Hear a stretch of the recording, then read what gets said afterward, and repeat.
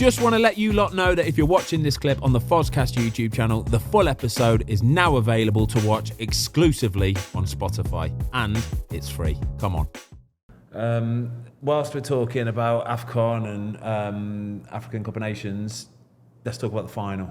Let's talk about 2023 William Troost-Ekong, player of the tournament. Wasn't quite to be in the end, lost in the final 2-1. Tell us about that journey, that experience. You know what, that was quite something as well, because I had fallen out with the coach earlier that year.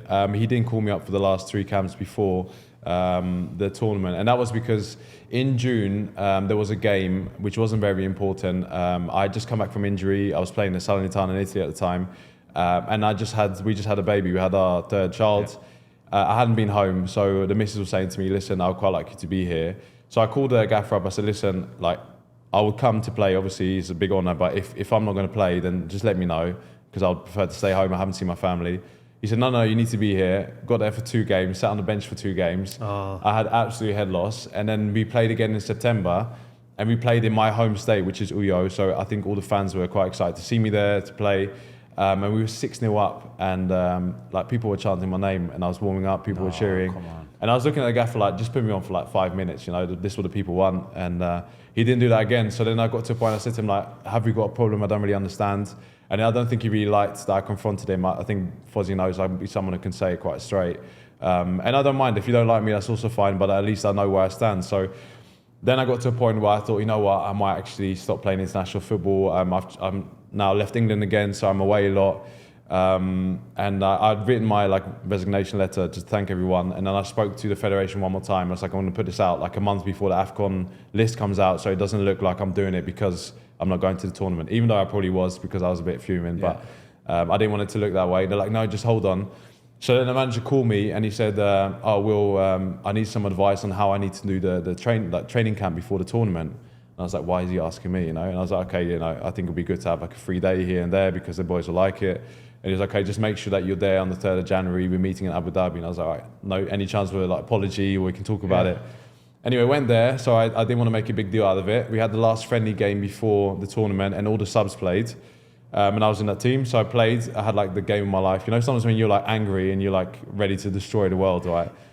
And then we got to the first game of the tournament, and the training before the opening game for us. And he pulled me over to the side and he was like, listen, I think you're going to play tomorrow, not because I think you're better than the other guys, but I need some experience in the team. Cheers, mate. When I say I wanted to chin in one, but I was so I came back, I told the boys, they were laughing, so they were had like head loss again. We played the first game, we drew 1-1, we had like 10 chances, we only managed to score 1, they had like a long distance shot or good solo or whatever.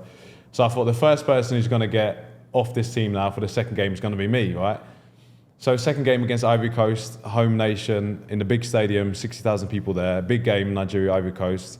And after like 15 minutes, where I make a sprint back, I feel my hamstring just like ping. So just like, I know I've like done it. So I'm already thinking, okay, I've got to fly back to Nigeria tonight. I'm going to fly to London, probably see the doctor tomorrow. This is what I was thinking. So I told the doctor who was with me at the pitch, like, tell the other guy to warm up because I don't think I'm going to continue. It's like, just try and manage it. So I went on like another 5 minutes. We get a penalty.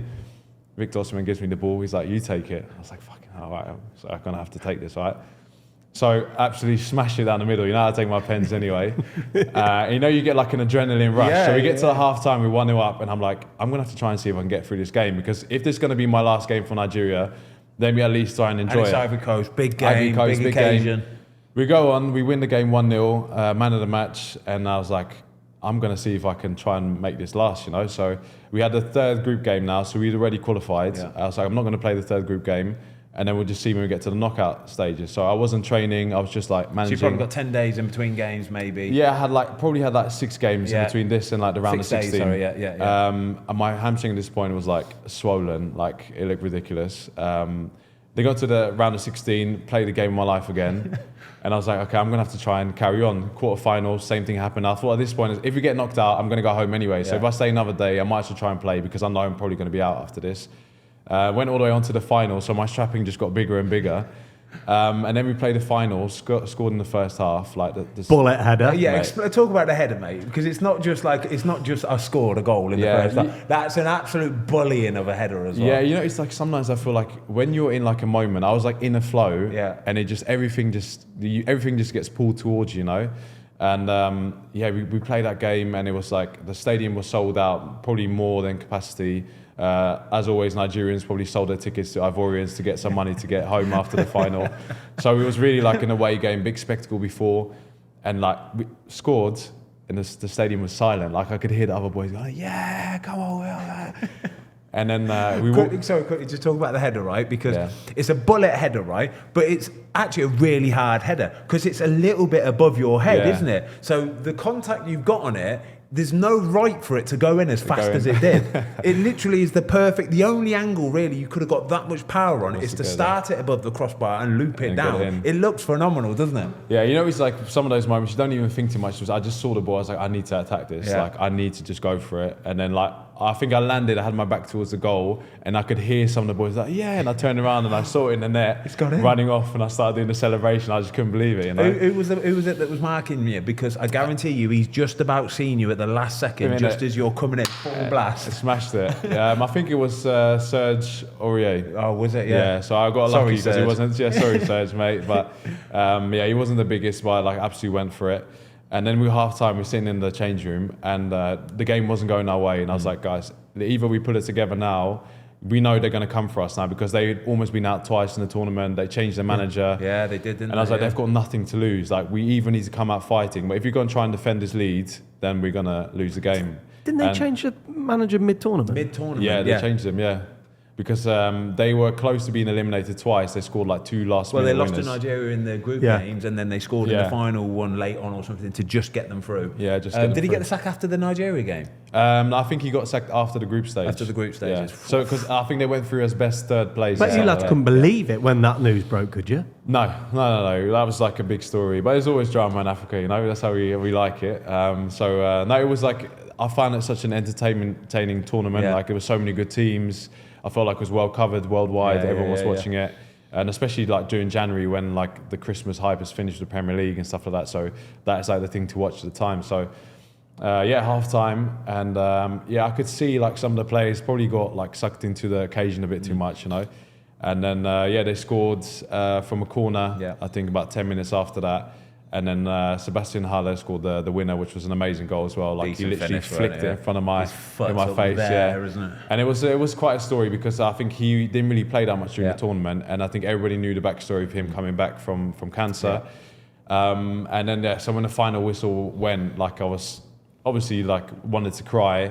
But it was like a surreal moment as well, because you're standing there in the final, like the disappointment, even though we probably didn't expect us to go as far as we did, even though we have the players, nobody really believed in our team, because there was a lot of, before the tournament, we didn't play that well. So, and then he walked on with his kids and his wife, and you know when you get like a goosebump feeling, because you just think like, this guy's just won it for his country after not really playing in the tournament.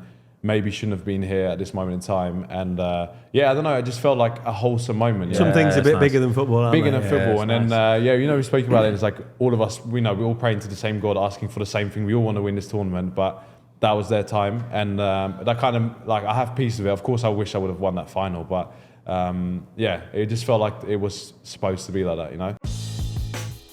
Thanks everybody for watching. We hope you enjoyed this clip of the Fozcast. If you would like to watch the full episode, it is now available exclusively on Spotify for free.